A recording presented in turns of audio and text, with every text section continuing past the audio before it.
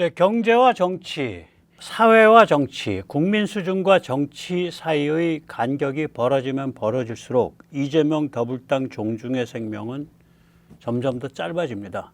그래서 저는 마음 편하게 경제가 잘 나가는 거는 참 잘 나간다 이런 얘기를 합니다. 오늘은 이 두산 에너빌리티하고 일본 에바라하고 사이에 한일 동맹이 이게 참 재밌어요. 이걸로 세계를 지금 지배하고 있는 미국의 베이커 휴즈 체제에 도전을 한 케이스입니다. 그리고 이거는 앞으로 중국을 견제할 수 있는 항공 엔진에 관한 우리 국산 기술 확보에 굉장히 큰 기반이 됩니다. 오늘 그 같은 이야기를 살펴보도록 하겠습니다. 뭐 잘 아시다시피 두산이 세계 5대 발전용 가스터빈 메이커죠. 이게 이 하나하나가 다 쉬운 회사들이 아니에요. GE 버너바, GE니까 당연히 안 쉬운 회사죠. 그 다음에 지멘스, 이게 보통 회사가 아니죠. 독일. 또 일본을 대표하는 미쓰비시 중공업. 그 다음에 우리는 이름을 좀 낯설어 하는데 안살도 에네르기아. 그렇지만 우리가 고속철을 한 알스톰 그러면은 그냥 이해가 되잖아요. 프랑스의 대표적인 국영기업. 그 알스톰의 가스터빈 사업부가 따로 떼어져 나온 게 안살도 에네르기아입니다. 그런데 이게 1990년대 중반인데요. GE가 이 근처에 사업을 다 사들였어요. 알스톰에. 그런데 EU가 여기에 이제 심술을 부렸습니다. 그 중에 요 가스터빈 하고 있는 요 알스톰만은 못 산다. 그래가지고 아주 싼 가격에 이탈리아 기업에 넘긴 거예요. 그래서 이게 알스톰 가스터빈 사업부입니다. 안살도 에너기아가. 이탈리아가 그걸 받아가지고 많이 투자를 안 해서 약간 빌빌거리고 있었는데 요즘 들어서 가지고 시장이 터지니까 그냥 화들짝 놀라서 투자를 해서 이제 또 강력한 경쟁 상대로 등장할 겁니다. 두산의 사업 분야, 제품 분야는 둘로 나눠져 있죠. 하나는 대형 민간 발전소용 가스터빈 270메가와트에서 380메가와트급입니다. 그 다음에 또 하나는 산업 현장 발전용 가스터빈이 있습니다. 이건 38메가와트급입니다. 그러니까 이 둘을 다 갖춘 회사가 또 그렇게 쉽진 않아요. 두산 어떻게 하다 보니까 둘을 다 갖추고 있습니다. 이 두산이 일본 에바라와 손을 잡고 천연가스 액화플랜트 발전용 가스터빈 시장 혹은 천연가스 액화플랜트 핵심 라인을 공동 개발하기로 한 거예요. 이게 제목을 좀 잘못 뽑아가지고 마치 뭐 압축기를 같이 개발하라 그런 거 아닙니다. 이 에바라라는 회사는 화학공장, 유정, 가스전, 천연가스 액화 이런 데 사용되는 이게 극한 괴물 컴프레서들이거든요. 예를 들어서 영하 120도에서 40기압 정도까지 압축을 시켜야 된다고요. 그러면 영하 120도에 40기압이다 그러면 쇠도 따리면 그냥 쪼가리 나서 떨어질 것 같은 그런 극한이잖아요. 또 저것도 그렇게 낮지 않고 압력도. 이런 극한 괴물 컴프레서를 만드는 일본 회사예요. 에바라는. 그런데 이 천연가스를 액화시킬 때 핵심 시설은 한쪽으로는 가스터빈 발전기고요. 다른 한쪽으로는 괴물 컴프레서 압축기입니다. 그래서 이 둘을 갖다가 제대로 딱 컨비네이션을 시켜서 갖고 있는 데는 사실상 미국의 베이커 휴즈 하나라고까지도 말할 수 있습니다. 그래서 베이커 휴즈가 세계 시장의 70%를 장악하고 있습니다. 그럼 나머지는 누가 먹고 있냐? 지멘스가 좀 먹어요. 한 15%. 근데 지멘스는 기계구동식이 아니라 전부 전기로 만들어서 전기를 모터를 돌려가지고 그 모터가 컴프레서를 돌리는 방식이에요. 기계구동식은 가스터빈에서 나오는 축이 바로 컴프레서를 돌리는 거예요. 전기를 안 거치고. 지멘스는 전기구동 방식이에요. 그 다음에 또 미쓰비시가 좀 할만해요. 미쓰비시가 할만한데 미쓰비시가 사업이 지지부진합니다. 요즘은 이제 옛날같이 아주 옛날에는 이거를 굉장히 큰 가스터빈을 하나 두고서 거기서 다 이렇게 뭐 샤프트로 빼갖고 썼었나 봐요. 근데 요즘은 그렇게 안 쓰고 대개 한 30에서 60메가와트 사이로 모듈을 나눠서 써요. 근데 또 미쓰비시가 또 그런 모듈은 또 마뜩지가 않아. 그래가지고 미쓰비시가 겉으로 보면 다 잘할 것 같은데 실제로 힘을 잘 못 써요. 그런 의미에서 두산 에바라 동맹은 어떤 뜻이냐? 한국과 일본이 대등한 보안 파트너십을 맺고 세계를 지배하고 있는 미국 기업 베이커 휴즈에 도전하고 있는 그런 게임이에요. 굉장히 재밌어요, 구도가. 그래서 한국, 미국, 일본 사이에 삼국지예요. 누가 이기든 간에. 근데 한국, 일본이 첨단 제조업 회사가 대등한 보완적 제품을 위한 동맹을 맺는 거는 처음인 걸로 보입니다. 그러면 요번에 이제 이 동맹의 목표는 뭐냐면 이런 걸 이제 스키드라 그러는데 이렇게 같은 판때기, 판 구조죠. 같은 판 구조에 그런 걸 이제 그런 기계 장치에서 판 밑에 깔판 구조를 스키드라 그래요. 그게 굉장히 무겁고 튼튼한 놈이죠. 물론 그 위에 어마무시한 애가 들어가니까 한쪽에 가스터빈이 올라가고 한쪽에 제가 올라가는 거예요. 컴프레서가. 그래가지고 가스터빈에서 나오는 축이 물론 바로 연결은 안 돼요. 왜 그러냐면 얘는 1400도고 얘는 마이너스 162도예요. 그 둘이 만났다간 축이 얼어 터지죠. 그러니까 몇 단계로 이게 구별이 돼 갖고 중간에 클러치 같은 걸 통해서 이게 연결이 되는데, 그러나 그렇게 구별이 되든 말든 간에 축 자체는 하나의 선을 형성해요. 인라인이에요. 그래서 요렇게 해서 딱 하나 세트로 만드는 거, 요거를 만드는 거, 요거를 한 30에서 60메가와트 사이에 요 모듈 만들어 놓은 데가 사실은 베이커 휴즈 하나밖에 없어요. 근데 그거를 두산과 이제 말하자면 에바라가 요 통합 모듈, 통합 솔루션을 딱 모듈화된 통합 솔루션을 만들겠다라고 나선 겁니다. 기술적 어려움은 뭐냐면 이 스키드, 그러니까 이 틀 안에서 한쪽은 1400도 정도 돌아가는 터빈이고 다른 한쪽은 영하 162도까지 내려가는 냉각 컴프레서예요. 그러니까 이걸 어떻게 잘 하냐. 그 다음에 이게 한 축으로 연결돼 있어서 같이 돌아가니까 거기에 이제 컴프레서가 몇 개가 달리냐면요. 컴프레서가 3개가 달립니다. 그리고 통상 좀 규모가 있는 데는 컴프레서 한 3개 달리고 쟤는 6개 달려요. 가스터빈은. 그러면 고속 회전체가 9개가 달리는 거 아니에요. 고속 회전체가 9개가 달린다고요. 그러니까 이렇게 돼요. 그러니까 가스터빈, 그 다음에 컴프레서, 가스터빈 컴프레서, 가스터빈 컴프레서인데 가스터빈 2개의 컴프레서 하나씩 묶이거든요. 그러면 그렇게 해서 축을 딱 정렬시켜서 쓰는 거라고요, 이게.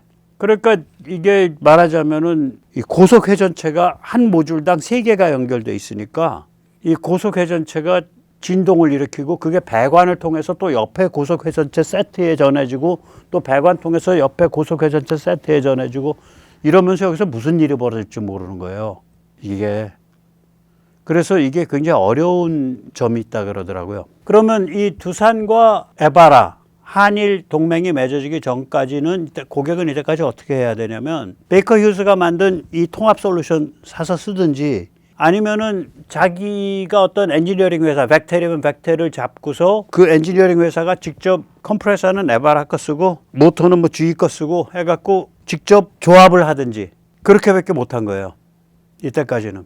그럼 직접 조합할 때는 열, 진동, 그 다음에 제어도 있잖아요. 뭐냐면은 무슨 얘기냐면 컴프레서가 좀 뻑뻑해. 그러면 이때 이쪽 가스터빈을 더 세게 감아줄 건지 아니면 얘를 좀 힘을 늦춰가지고 한번 좀 풀어줬다가 다시 시작할 건지 다시 토크를 다시 높일 건지 이런 지능 제어에 관한 문제가 있잖아요. 판단에 대한 게. 두 회전체가 맞물려서 돌아가니까. 그래서 이런 문제들이 이제 고라파지는 거죠. 이게 하나의 통합 솔루션으로 되어 있으면 그래서 한 판때기 위에 2개 딱 연결해서 왔었으면 공급자가 다 책임지는데 이걸 통합해 갖고 고객 측에서 엔지니어링 회사가 그걸 이제 책임을 져야 되니까 이제 고라파지는 문제죠.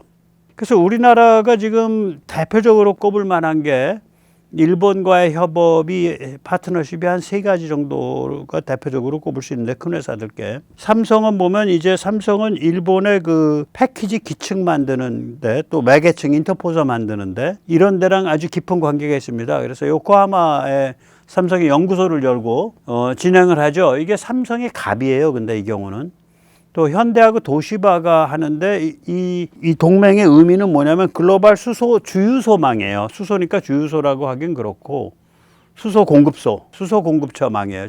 이 제품 동맹이 아니죠.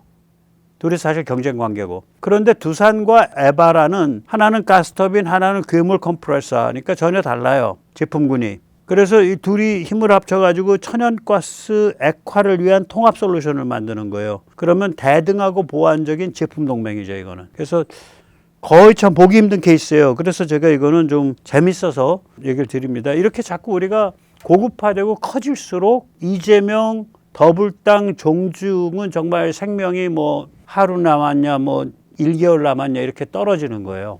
여기서 잠시 생애 탈출 안내 말씀드리겠습니다.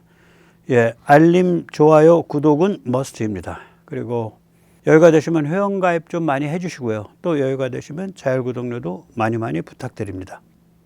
뭐 이왕 말씀 나온 김에 느긋하게 가자고요. 이거가 되면 첨단 항공 엔진의 든든한 버팀목이 됩니다.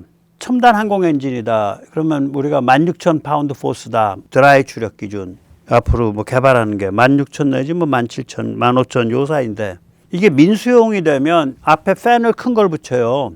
한 2m 이상 나가는 팬을 붙여요. 그래서 민수용이 되면 이게 거의 4만 파운드급이랑 비슷해요. 이게 4만 파운드 포스랑 비슷해요. 그러면 이거는 터보 샤프트 발전을 한다든지 아니면 LPG 액화를 할 때 돌아가는 이 터보 샤프트로 보면 이게 30메가와트에서 50메가와트급이에요. 근데 바로 여기를 하고 있거든, 우리가 지금 두산이 이거 공급하고 있는 거예요. 요 체급이야. 그럼 예를 들어서 베이커 휴즈가 사용하는 제가 잘못했어요. 베이커 휴즈가 사용하는 엔진들은 전부 이거 항공 엔진 파생형이에요. 그러니까 하늘에서 쓰던 항공 엔진을 케이스를 좀 튼튼한 걸 붙이고 해갖고 땅에서 쓰고 있는 거예요. 그러면 이제 이것도 말고도 여러 모델을 쓰는데 예를 들어서 요 급에 해당하는 거예요. 그러니까 30메가와트에서 한 50메가와트급에 해당하는 엔진은 세 가지 정도를 쓰거든요. 하나는 GECF6-6. 이거는 41,500파운드 포스예요. 근데 민간 항공이죠. 여기 사진 보시면 아시잖아. 한 2m 50 되죠? 이 앞에 이 팬이 2m 30, 2m 50 그래요. 민간 항공이라.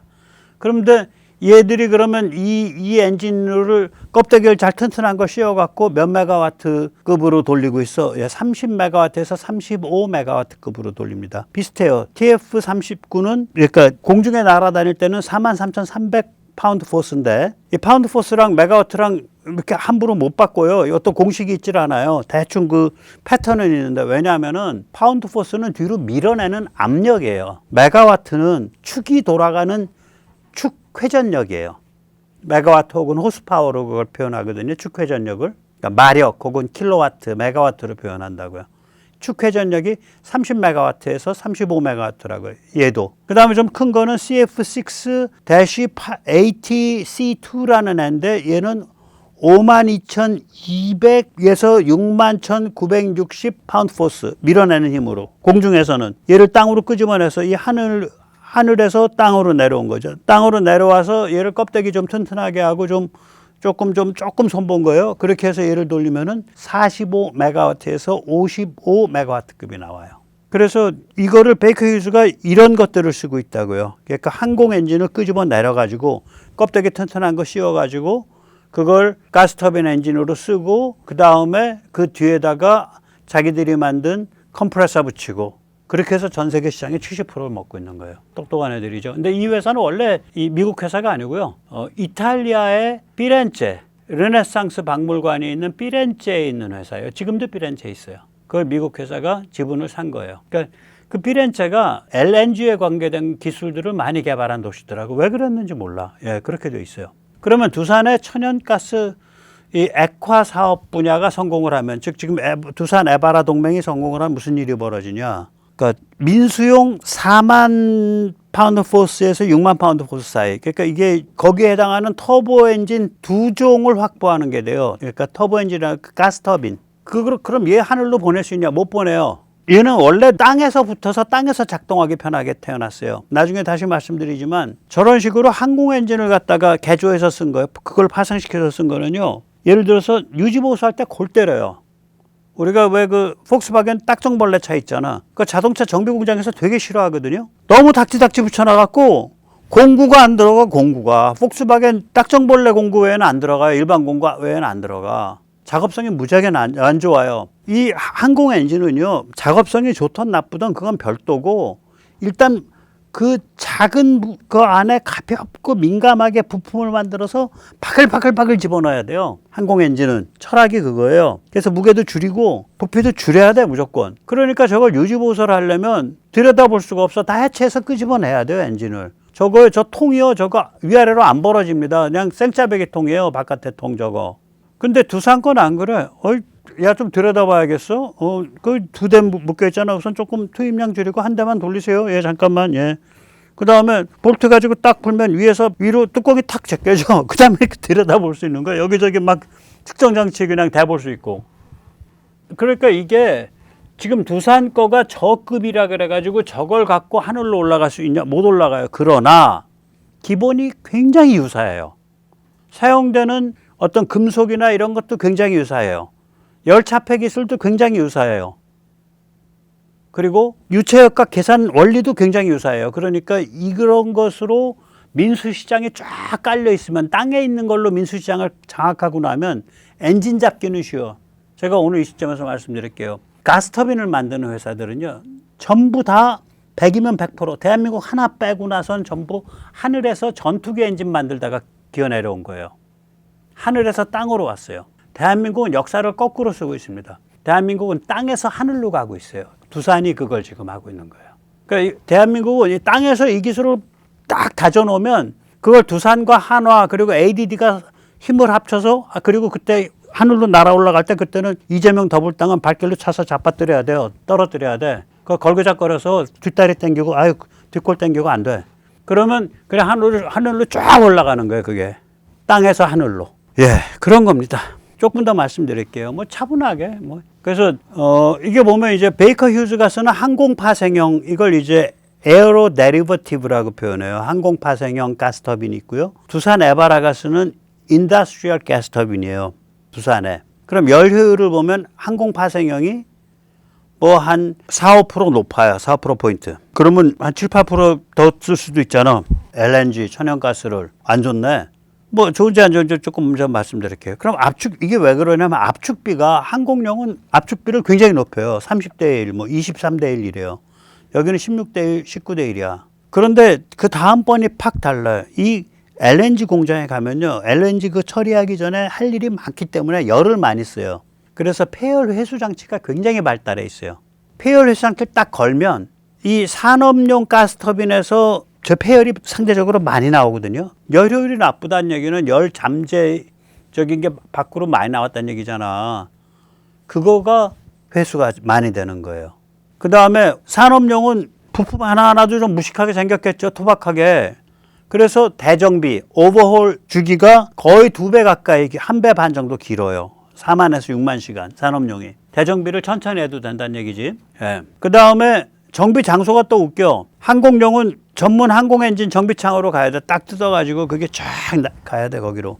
근데 이거는 현장 분해 정비예요. 산업용은.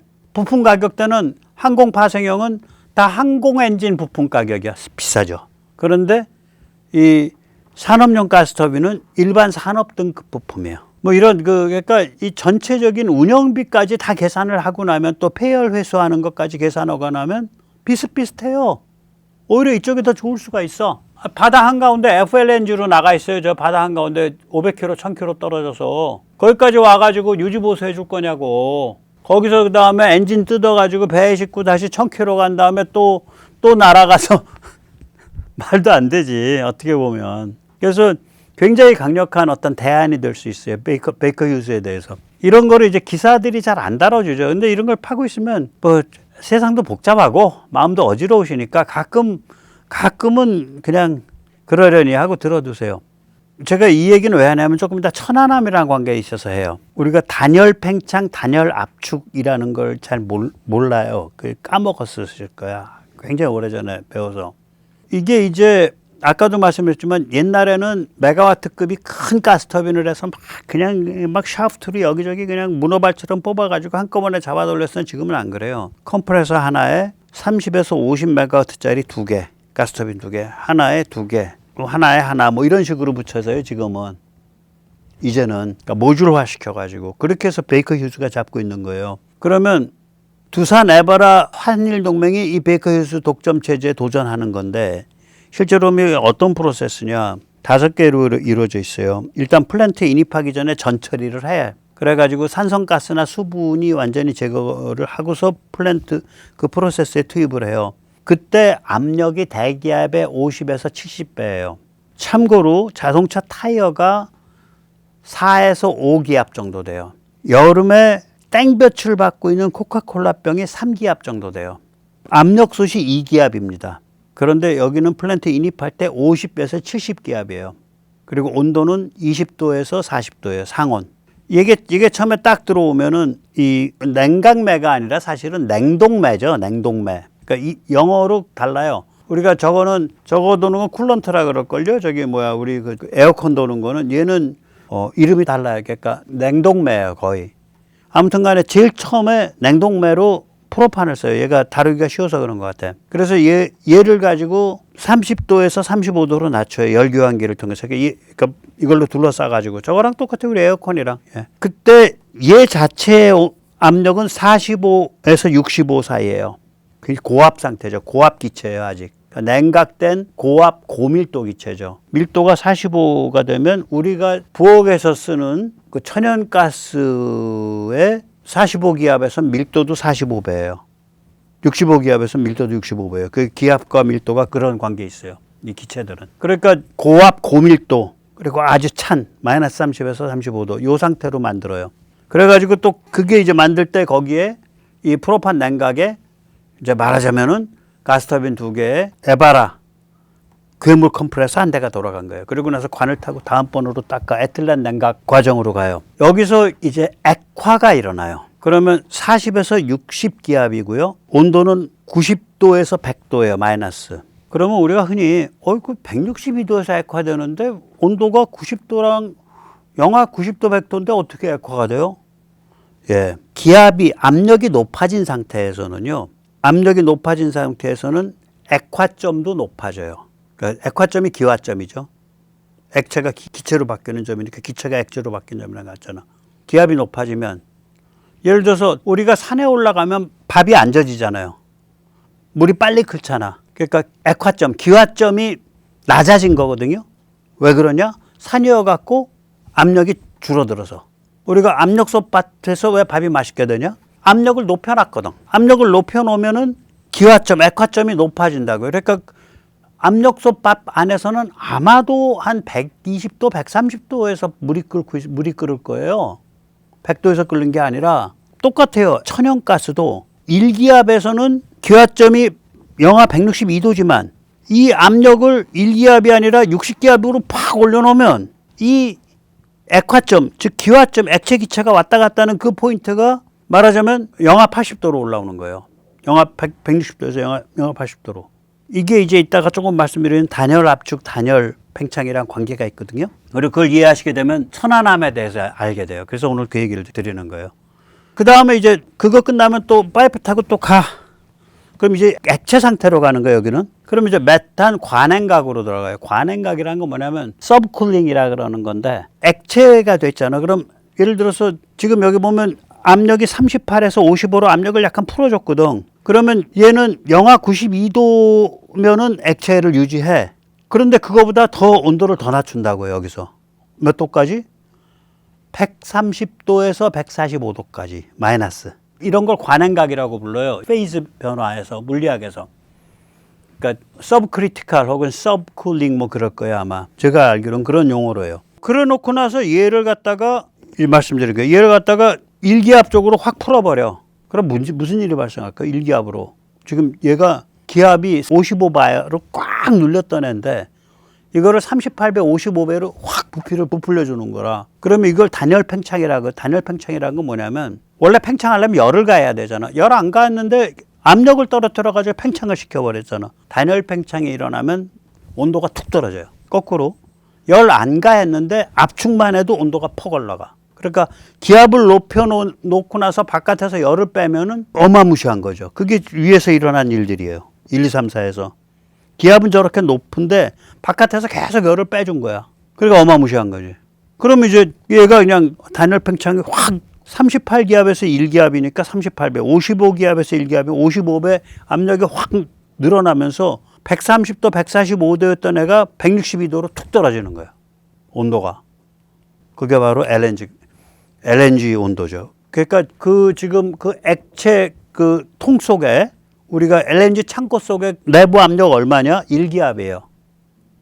그래서 위험하지가 않은 거예요. 1기압이야, 거기가. 그거 1기압이라니까. 고압 탱크가 아니에요. 고압 탱크가 아니니까 이렇게 그 여러 가지 그 아주 민감한 얇은 막도 만들어서 그렇게 해서 다시 이슬 맺혀가지고 모아드리고 뭐 이런 거 아니에요. 멤브레인. 예, 이렇게 이제 단열 압축, 단열 팽창 이걸 좀 알면은 우리가 이 천안함 때 얼마나 황당한 괴담이 있었는지 이해할 수 있습니다. 이 버지니아 대학교 이승헌이란 자가 이 괴담의 아주 큰 축인데요. 이게 물리학 박사라 그러니까 이게 사람들이 속아 넘어가기 딱 좋죠. 물리학 박사가 물리학에 관한 이야기를 했으니까. 근데 이 사람은 이거는 이제 연력학에 대한 부분인데 연력학과 상관이 없이 반도체 소자 쪽입니다.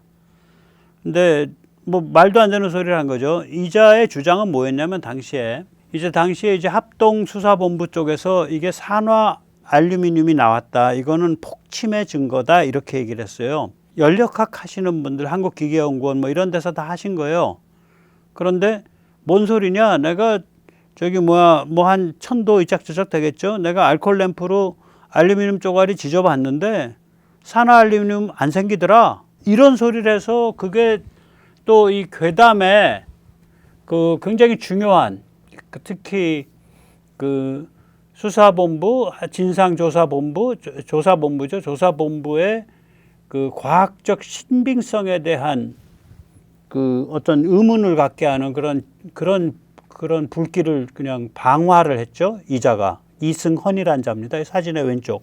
아니 지금 똥별들이 막지를 못해가지고 사람은 이미 다 죽었는데 살아있다 그래서 자꾸 집어넣어서 한 주어 주니까지 숨진 상태인데 이런 반인륜적인 그런 행동을 한 거예요. 이승헌이란 자는. 이 교수 나와가지고 당신 죽기 전에 사과해. 이제 은퇴할 거 조금 있으면 이제 노인네잖아. 석좌 교수 됐다며. 석좌인가 뭔가 저기 테녀 종신 교수인가. 출세했으니까 사과하라니까. 거짓말했으면. 뻔뻔해. 왜 그런 것도 안 해. 학자가 양심이 없어. 진실에 관해서. 그 학자를 내려놔야지 이 사람아. 이게 이런 거예요. 이게 아까 말씀드린 대로 그러니까 아주 고열로 갔다가 아주 냉각이 됐다 또 고열로 갔다가 이러면서 순간적으로 이러면서 산화알루미늄 피막이 생긴다 그러더라고요. 그럼 이게 무슨 일이 벌어졌냐 보면 처음에 폭발 순간에는 압력이 무려 10만 기압, 10만 바까지 올라가요. 그러면 그 지점은 온도가 3000도까지 올라갑니다. 순간적으로. 그러면서 이게 확 부풀어 오르거든요. 그러니까 팽창을 하니까 그 다음에 압력이 10만 기압에서 1000만 분의 1로 줄어. 0.01 바까지. 그러니까 막 가스같이 불어오르니까 물속에서. 그럼 배가 공중으로 확 뜨죠 일단. 그죠? 근데 중앙에서 배를 띄우니까 옆은 축 처져서 양쪽은 처지고 위만 이렇게 해서 이런 식으로 뜨는 것이 볼록으로 일단 이렇게 뜨죠. 밑에서부터 그냥 막 수증기라 그럴까? 수증기도 아니지. 뭐 아무튼 기체, 수증기지 일종의 기체에다가 막 열에다가 이게 그냥 확 올라오니까. 그런데 그게 조금 있으면 차가워지니까 이게 한꺼번에 확 그냥 되면서 거꾸로 0.01바까지 거의 진공 상태까지 확 줄어든다고요. 3000도까지 왜 올라가냐? 그 팽창하기 직전에 10만 바니까 압력 때문에 올라가는 거예요. 그래서 확 팽창을 해. 그 팽창을 하면서 온도가 확 떨어져요. 그 어느까지 떨어지냐? 10만 바가 0.01바까지 떨어지니까 1000만 분의 1이 되도록 팽창하는 거야, 이제. 온도는 3000도가 마이너스 20도까지 떨어져 순간적으로. 그 과정에서 붕 뜬 거야, 배는. 양쪽은 좀 처져갖고. 그 다음에 아래가 푹 꺼지죠? 예. 푹 꺼지니까 배는 또 아래로 떨어져, 이제. 떨어지는데 푹 꺼진 다음에는 그냥 꺼져서 원상태로 가는 게 아니라 이제 또 거꾸로 이제 조여. 그래서 2000바까지 올라가는 거예요, 조이는 게. 2000바, 기압의 2000배, 아까는 기압의 10만 배. 그럼 기압이 2000배까지 올라가 온도는 1500도까지 올라가. 그러면서 그렇게 해서 조이니까 가운데서 그냥 물기둥이 치고 올라오죠. 그러면은 얘는 이렇게 했던 애가 떨어지면서 쾅 하고 이렇게 닿거든. 이렇게 뒤집혀서 가운데가 더 움푹하니까 이렇게 닿단 말이에요, 물에. 그걸 그냥 밑에서부터 치고 올라오니까 배가 허리가 분질러져 버리는 거죠.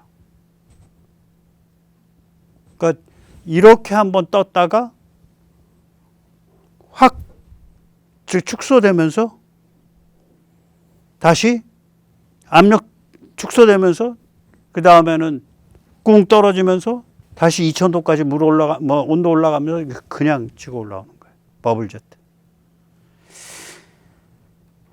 그래서 이게 아까 우리가 본 그러니까 이런 이야기들을 보면서 전 자꾸 천안함이 연상이 됐어요. 사실은 이거 하면서.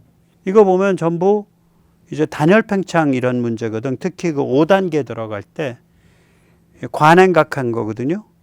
그러니까 38기압, 50기압, 뭐 55기압에서 영하 130도, 145도까지 관행각한 거예요. 그러니까 이미 액체로 변한 상태에서 더 냉각을 때린 거라고, 아래로. 그래서 얘를 가지고 1기압으로 팍 풀어버리니까 그냥 온도가 거기서 한 20도쯤 더 뚝 떨어져서 영하 162도까지 떨어지면서 얘가 1기압 상태가 되니까 폭발 위험이 없는 거죠. 폭발 위험이 없는 거예요. 그 액체에 가해진 압력, 액체에 가해진 정압이 1기압이니까, 대기압이니까. 온도가 낮을 뿐이지.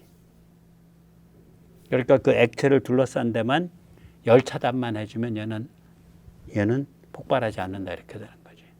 예, 그런 상태에서 이동을 하는 거예요, LNG선이.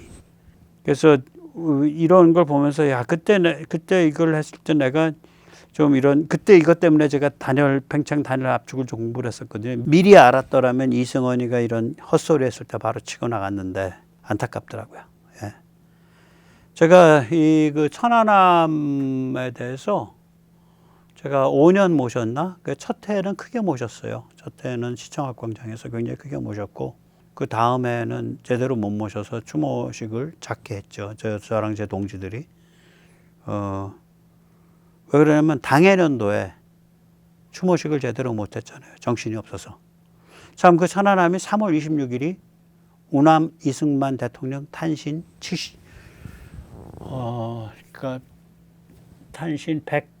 125주년 되는 해죠. 135주년. 2010년 3월 26일. 예, 135주년 되는 해입니다. 북한이 우남 이승만을 엄청 증오하니까 우남 이승만 대통령의 생일날 그 짓을 저지른 거예요. 예, 오늘 여기까지 모시겠습니다. 감사합니다.